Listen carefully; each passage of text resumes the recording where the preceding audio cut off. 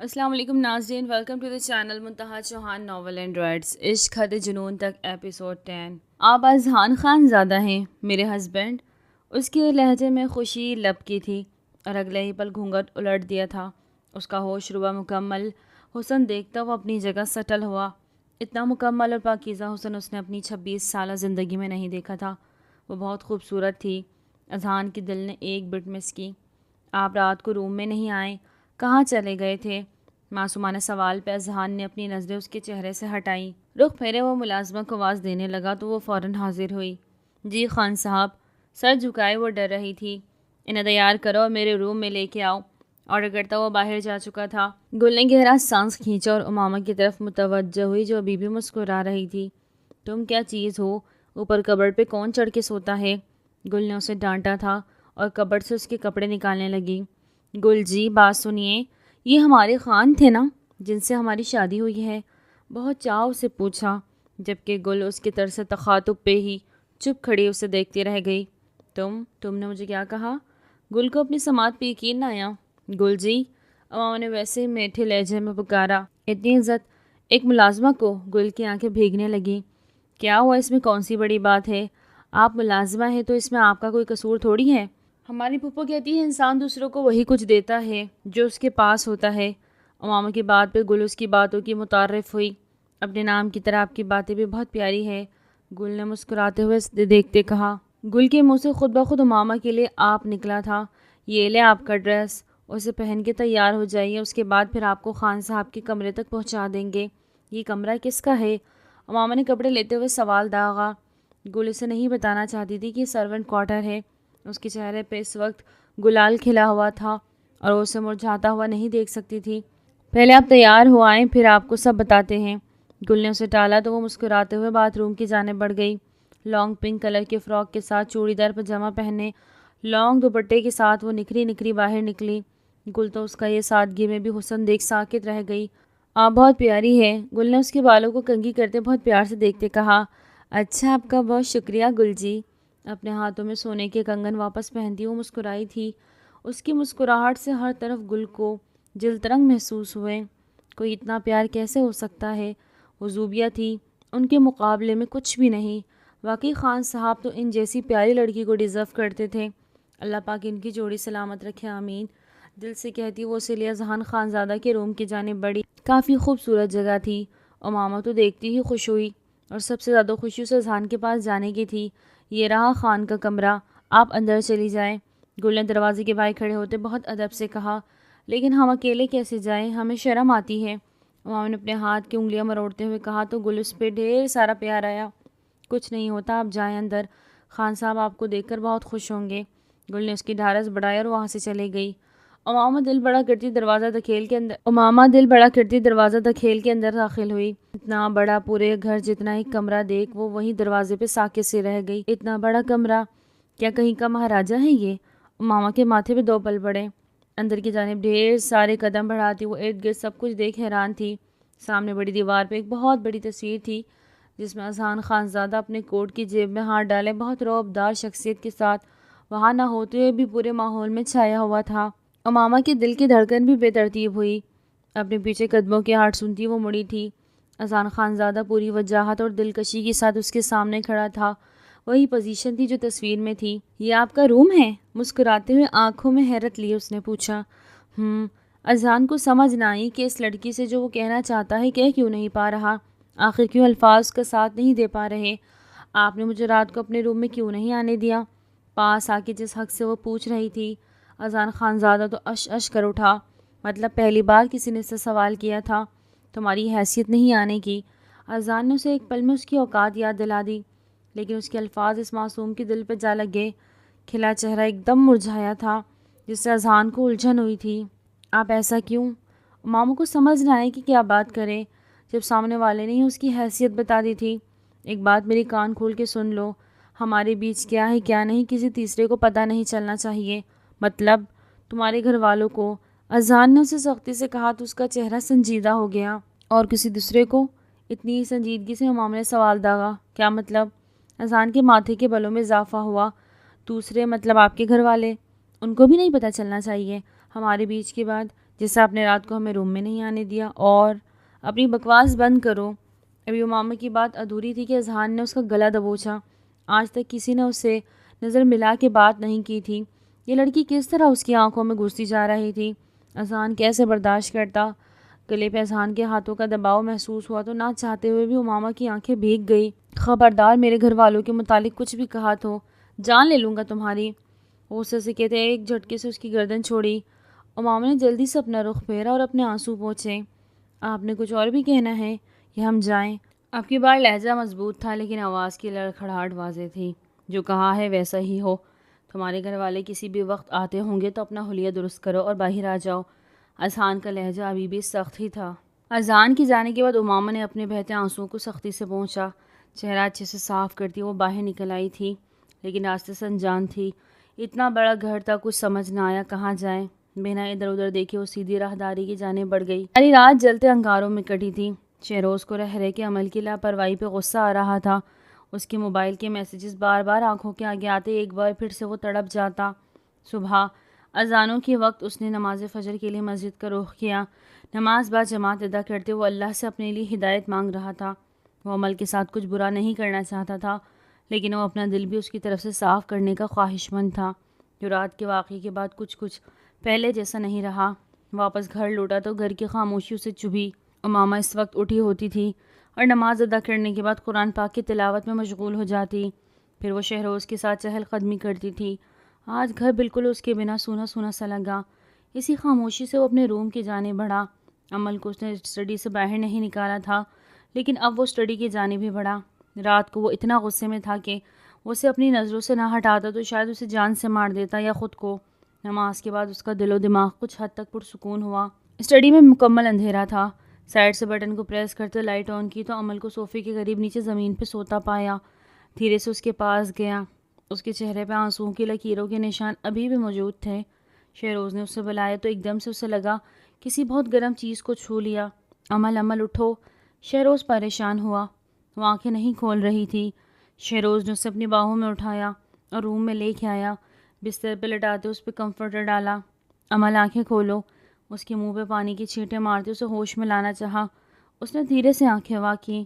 شہروز، اپنی آنکھوں کے سامنے شہروز کو پریشان دیکھتے پوری آنکھیں کھول دی۔ آگے ہوتے شہروز کا چہرہ اپنے ہاتھوں میں لینا چاہا تو شہروز نے چہرہ پھیر لیا۔ عمل نے ایک سسکی ابھری۔ میں کھانے کو کچھ لاتا ہوں، کہا کہ میڈیسن لو، تمہیں بہت تیز بخار ہے۔ شہروز نے اس کے پاس سے اٹھتے دھیرے سے بنا اس کی جانب دیکھتے کہا تو عمل نے اس کا ہاتھ تھام لیا۔ شہر، آپ مجھ سے جو مرضی قسم لے لیں، میں نے کچھ نہیں کیا، میں بے قصور ہوں۔ ہچکیوں سے کہتے وہ شہروز کو سچ میں اپنی بے گناہی کا یقین دلا رہی تھی، اور شہروز کو تو پتنگے ہی لگ گئے۔ اس کے قریب ہوتے جھٹکے سے اس کی گردن سے پکڑ کے اس کا چہرہ اوپر کیا۔ عمل، شہروز حاکم، میری بیوی ہو تم، اور اگر تمہارے کردار پہ ذرا بھی شک ہوتا نا تو اس وقت تم سانس نہ لے رہی ہوتی، زندہ زمین میں گاڑ چکا ہوتا، سمجھی تم؟ جھٹکے سے اسے پیچھے چھوڑتا باہر نکل گیا۔ عمل نے اپنی آنکھیں موند لی۔ اگر وہ اس پہ یقین رکھتا تھا تو سزا کس بات کی دے رہا تھا؟ عمل نے تڑپ کی کروٹ بدلی۔ ایک ظالم انسان سے دل لگا بیٹھی تھی، اب ساری زندگی بھگتنا تھا۔ رخسار کی آنکھیں کھلی تو خود کو بستر پہ پایا۔ اس نے یاد کرنے کی ناکام کوشش کی لیکن اسے کچھ یاد نہ آ رہا تھا۔ اٹھی تو سر بھاری بھاری سا لگا۔ اچانک سے نظر اپنے کپڑوں کی جانب پڑی تو دل دہک سے رہ گیا۔ میرے کپڑے کس نے چینج کیے؟ وہ منہ میں ہاتھ پھیرے مسلسل سوچ رہی تھی کب کپڑے چینج کیے اس نے، لیکن یاد کرنے پہ بھی اسے کچھ یاد نہ آیا۔ کیا یہ حارث نے؟ نہیں، ایسا ممکن نہیں۔ رخسار کا دل دہل کے رہ گیا۔ اٹھی تو روم کا دروازہ کھولنا چاہا، اسے لگا لاک ہوگا لیکن وہ اوپن تھا۔ وہ دھیرے سے چلتی باہر آئی۔ سامنے ہی اوپن کچن تھا جہاں بنا شرٹ کے کھڑے حارث اپنے لیے ناشتہ بنا رہا تھا۔ رخسار کے آنے کی آہٹ محسوس کرتا پاس پڑے ماسک سے فوراً چہرہ ڈھانکا اور ناشتے کی ٹرے ٹیبل پہ رکھی۔ رخسار نے اس کی کمر پہ بینڈیج باندھی دیکھی تھی۔ ناشتہ کر لو۔ حارث نے ایک نظر اس کے چہرے کی الجھن بھرے تاثرات پر ڈالی اور واپس کچن کے کاؤنٹر کی جانب مڑا۔ میرے کپڑے کس نے بدلے؟ وہاں موجود ایک چیئر پہ بیٹھتے دھیرے سے استفسار کیا۔ ایک پل کو حارث کا ہاتھ انڈا پھیرتے رکا۔ تمہیں یاد نہیں؟ واپس ہاتھ چلاتے سرسری انداز میں پوچھا۔ یاد ہوتا تو تم سے پوچھتی۔ اپنی الجھن سے گھبرائی ہوئی وہ اسی پہ چڑھ دوڑی۔ تم نے خود چینج کیے تھے، بنا کسی خاص تاثر کے انڈا فرائی پین میں ڈالتے کہا۔ تم سچ کہہ رہے ہو؟ اس نے بے یقینی سے پوچھا۔ نہیں، جھوٹ بول رہا ہوں، کہتے ساتھ انڈا پلیٹ میں ڈالا اور اس کی جانب بڑھا۔ مطلب؟ وہ جو ناشتہ کرنے کی سوچ رہی تھی، ایک دم سے اس کا ہاتھ رکا، مطلب حارث اس کے قریب آیا، بنا شرٹ کے وہ اس کے بہت قریب کھڑا تھا۔ اس کی پرفیوم کی خوشبو رخسار اپنے 400 پھیلتی محسوس کر رہی تھی۔ مطلب یہ کہ رات کو ہم ایک ساتھ ایک کمرے میں ایک بستر پہ تھے اور تم میرا ہاتھ نہیں چھوڑا ایک پل کو بھی۔ کمیر لہجے میں کہتا ہوا رخسار کا دل بری طرح دھڑکا گیا اور بامشہور اس کے حلق سے ڈرتے ڈرتے نکلا۔ اور پھر صبح ہو گئی کہتے ہوئے چیئر گھسیٹ کے اس کے سامنے بیٹھتا ناشتہ کرنے لگا، اور کپڑے رخسار کی ٹون ابھی بھی وہی اٹکی ہوئی تھی، وہ تم نے خود چینج کر لیے، بارش میں بھیگ گئی تھی۔ بنا اس کی جانب دیکھتے ہوئے کہتا اپنا ناشتہ کرنے لگا۔ رخسار نے گہرا سانس خارج کیا اور ناشتہ کرنے لگی۔ تمہارا نام حارث ہے؟ ناشتے کے بعد چائے کا کپ لبوں سے لگاتے دھیرے سے پوچھا۔ تم میں ایک برائی ہے، تم اعتبار بہت جلدی کر لیتی ہو، جو میں نے کہا تم نے یقین کر لیا بنا تصدیق کے۔ حارث اپنی جگہ سے اٹھتا ہوا سینک میں برتن رکھنے لگا، جبکہ رخسار کی چائے پینا حرام کر گیا۔ تم سچ بتاؤ، کیا رات کو میرے ساتھ؟ رخسار اسے اپنی جانب موڑتے مرنے مارنے پر اتر آئی۔ میں نے کچھ نہیں کیا، جو کیا تم نے کیا، ہوش میں ہی نہیں تھی تو میں کیا کرتا؟ حارث اب بھی اسے ستانے سے باز نہ آیا۔ تم جھوٹ بول رہے ہو، اس کا گربان پکڑے وہ چلائی تھی۔ میں جھوٹ نہیں بول رہا۔ اس کی آنکھوں میں آنکھیں گاڑتا کہا تو رخسار کی آنکھیں بھیگنے لگی۔ تم اتنے برے نہیں ہو سکتے، میں نہیں مانتی۔ رخسار اس کا گردن چھوڑتی اس سے زیادہ خود کو یقین دلاتی پیچھے ہٹی۔ حارث تو سوچ میں ہی چلا گیا۔ صحیح کہہ رہی ہو، میں تمہارے جتنا برا نہیں ہو سکتا۔ خیالوں میں گم وہ بس اتنا ہی کہہ پایا۔ رخسار اس کی بات کا مطلب نہ سمجھ پائی۔ تیار رہو، آج تمہیں تمہارے گھر والوں کے پاس جانا ہے۔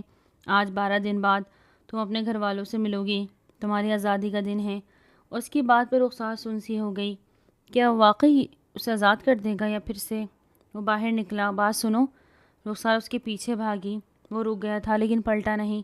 کیا واقعی تم مجھے آج آزاد کر دو گے؟ کیا واقعی آج تم مجھے آزاد کر دو گے؟ وہ بے یقینی کی کیفیت سے پوچھ رہی تھی۔ حارث نے ایک نظر اس کے چہرے کی طرف دیکھا۔ ہاں۔ اس کے لبوں سے نکلے ایک لفظ نے رخسار کو ہواؤں میں اڑا دیا۔ وہ جا چکا تھا جبکہ رخسار آج بہت خوش تھی۔ آج وہ 12 دن بعد اپنوں سے واپس ملنے والی تھی۔ اس کی خوشی کا کوئی ٹھکانہ نہ تھا۔ امامہ سیڑھیاں اترتی نیچے آئی تو سبھی وہاں برجمان تھے۔ امامہ کو نیچے آتا دیکھ ایک پل کو خاموش ہوئے۔ اذان خان زادہ بھی وہی تھا۔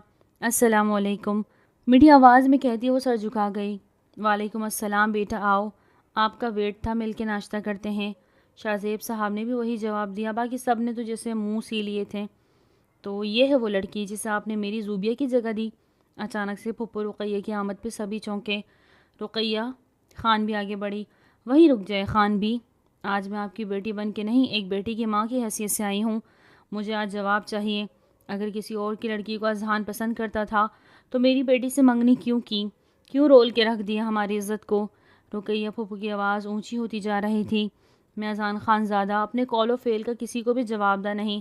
اذان نے بنا کسی لحاظ کے رقیہ پھپھو کو چپ ہی کروا دیا۔ صحیح بیٹا، صحیح جا رہے ہو، لیکن بھولو مت تم بھی ایک بہن رکھتے ہو، اور اگر کل کو اس کے ساتھ اپنا منہ بند کر لیں۔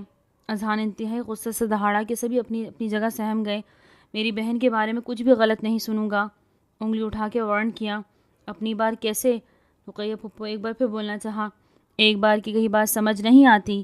آپ اس گھر کی بیٹی ہیں، صرف اس لیے لحاظ کر رہا ہوں، ورنہ اپنی بہن کی طرف انگلی اٹھانے والے کا میں وہ حال کرتا ہوں کہ ساری زندگی یاد رکھتا۔ اذان اسی خرق لہجے میں گویا ہوا۔ رقیہ بہن، جو ہوا وہ نصیبوں کا لکھا سمجھ کے قبول کر لیں اور گلے شکوے دور کریں۔ شاہ زیب صاحب نے بہن کی سر پہ شفقت بھرا ہاتھ رکھا، جو وہ اس بار جھٹک نہ سکی، کیونکہ وہ سوچ کے آئی تھی کہ چاہے کچھ بھی ہو جائے اس بار وہ اپنے قدم خان مینشن میں جما کے رہے گی۔ اس اچانک شادی کے پیچھے آخر راز کیا تھا، وہ جان کے رہیں گی۔ اسی لیے خاموشی سے آنسو بہاتے وہیں صوفے پہ ڈھیسی گئی۔ اس لمحے اذان کے نمبر پہ کال آئی۔ اذان کو لگا اس کڈنیپر کی کال ہے۔ وہ کال پک کرنے کی غرض سے وہاں سے ہٹ گیا۔ خان بھی رقیہ پھپھو کے پاس چلی گئی۔ اس کے پاس بیٹھتے وہ رو دی۔ معاف کر دو رقیہ ہمیں، ہم تمہارے اپنے ہیں، بس معاف کر دو اپنی ماں کو۔ انہیں کہتے ہوئے اپنی بیٹی کو گلے سے لگایا تو وہ بھی روتی ہوئی ماں کے سینے سے جا لگی۔ بظاہر تو وہ رو رہی تھی لیکن اندر ہی اندر وہ نفرت کی چنگاری لے کے آئی تھی۔ سر آپ کو ایک ایڈریس سینڈ کر رہا ہوں، جتنی جلدی ہو سکے فوراً اس ایڈریس پر پہنچ جائیں۔ اس کے خاص آدمی کا فون تھا۔ اذان بنا کسی سے کوئی بات کیے گھر سے جا چکا تھا۔ شاہ زیب صاحب اور خان بی کی موجودگی میں کسی قسم کی کوئی بدمزگی نہیں ہوئی، لیکن رقیہ بیگم مسلسل امامہ کو گھورتی رہی، جبکہ سر جھکائے وہ ناشتہ کرنے کے ساتھ ان کی نظروں کی تپش بھی محسوس کرتی رہی۔ بیٹا یہ آپ کی سانس ہے۔ شاہ زیب صاحب نے امامہ کی خاموشی کو نوٹ کیا تو بات کرنے کے غرض سے تعارف کرنے لگے، جبکہ چچی جان اور فرحت بیگم نے بات کرنا تو درکنار امامہ کی جانب دیکھنا بھی ضروری نہیں سمجھا۔ یہ اس گھر کی سب سے بڑی ہیں میری والدہ، سب انہیں خان بھی کہتے ہیں۔ آج سے یہ آپ کی خان بھی ہوئی۔ آپ بہت سویٹ ہیں خان بھی۔ امامہ نے دل سے ان کی تعریف کی تو سبھی نے چونک کے اسے دیکھا، جبکہ کوئی بھی کچھ نہ بولا۔ شاہ زیب صاحب باقیوں کا تعارف بھی کرواتے رہے۔ امامہ خوشی سے ان سے محض گفتگو ہو گئی۔ انہیں کوئی تو ایسا ملا گل کے بعد جو اس کی سن سکے اس گھر میں، ورنہ وہ تو خود یہاں لاواری سی سمجھ رہی تھی۔ ناشتہ کرو۔ شہروز نے عمل کو میڈیسن دی۔ عمل نے بنا کوئی بات کیے خاموشی سے میڈیسن لی اور بستر پہ نیم دراز ہو گئی۔ اس کا موبائل شہروز کے پاس تھا۔ اس کے موبائل کو وہ چیک کر چکا تھا، کوئی میسج اس سے نہ ملا۔ پھر اس شخص کے موبائل پہ میسج کیسے گیا شہروز کو سمجھ نہیں آ رہا تھا۔ سوچتے ہوئے نظر بھٹک کے عمل کے چہرے پہ جا ٹھہری جو اس میڈیسن کی زیر اثر پرسکون سو رہی تھی، لیکن آنکھوں کا سوجا بند چھپا نہ رہ سکا۔ ترکا بھابی 2 دفعہ آئی عمل کا پوچھنے، لیکن اسے سویا دیکھ واپس چلی گئی۔ شہروز اور عمل نے ان کے ساتھ جانا تھا امامہ کی طرف۔ شہروز نے عمل کی طرف سے معذرت کر لی، لیکن خود ان کے ساتھ چلا گیا۔ بہن سے ملنے کی خواہش نے سر ابھارا تو خود کو روک نہ سکا۔ زرکا اور شہروز اپنے ساتھ ڈھیر سارا سامان لے کے گئے۔ امامہ ان سے مل کے بہت خوش ہوئی۔ کیسی ہے ہماری گڑیا؟ شہروز نے اسے پیار سے گلے لگاتے پوچھا۔ آپ سب کے بنا اداس ہو گئی ہے آپ کی گڑیا، بہت ہی لاڈ سے کہا تو شہروز نے اس کا ماتھا چوما۔ میری گڑیا کبھی نہ اداس ہو، ہم ہمیشہ آپ کے ساتھ ہیں، جب بھی پکارو گی اپنے پاس پاؤ گی۔ شہروز نے دل سے کہا تو وہ خوش ہو گئی۔ اس کی خوشیاں ایسی ہی تھی، چھوٹی چھوٹی باتوں پہ خوش ہونے والی، اداس ہونے والی۔ اب بھی وہ سب بھلائے بھابھی اور بھائی کی طرف لایا گیا سامان کھول کے دیکھ رہی تھی۔ اس کی شادی کے ڈھیر سارے گفٹس تھے، وہ سب ملازمت سے کہہ کے اس کے روم میں یعنی اذہان کے روم میں پہنچا دیے گئے تھے۔ کافی وقت انہوں نے ایک ساتھ گزارا۔ ان کی اچھی خاصی آؤ بھگت ہوئی۔ اذہان سے ملاقات نہ ہو سکی، جس پہ شاہ زیب صاحب نے معذرت کر لی۔ آج رات کا ولیمہ تھا، سوچے شام کو ہی ملاقات ہو جائے گی۔ زرکا اور شہروز کے جانے کے بعد وہ اذہان کے کمرے میں آ گئی اور اداسی سے ان گفٹس کو دیکھنے لگی۔ اس کا جی چاہا سارے گفٹس کھول کے دیکھے، لیکن سب جگہ ریپرز گر جائیں گے، گندے پڑیں گے، اور اذہان خان زادہ پھر سے ہم پہ ناراض ہو جائے گا اور ہمارا گلا دبائے گا۔ خود سے باتیں کرتی وہی ایک طرف صوفے میں دبک کے بیٹھ گئی اور اذہان کی واپسی کا ویٹ کرنے لگی۔ وہیں بیٹے بیٹے اذہان کو سوچتے اس کی آنکھ لگ گئی۔ کیا ہوا؟ اذہان جمیل کی بتائی کے ایڈریس پہ پہنچ چکا تھا۔ سر یہ وہ ہوٹل ہے جہاں اس دن رخسار بی بی آئی تھی۔ کیا مطلب؟ اذہان کا دل دھڑکا۔ جمیل اذہان کو سارے ڈیٹیلز دینے لگا۔ یہ ہوٹل اس کے دوست کا تھا اور وہ آج اس سے ملنے آیا تھا اور اتفاق سے اسے ٹیبل پہ بیٹھا جس پہ رخسار بیٹھی تھی۔ ویٹر نے اسے اس ٹیبل پہ بیٹھتے دیکھا تو آرڈر لینے آ گیا۔ اسی لمحے جمیل نے وہ فائل کھولی ہوئی تھی جس پہ رخسار کی تصویر لگی تھی تو وہ تھوڑا چونکا لیکن چپ رہا۔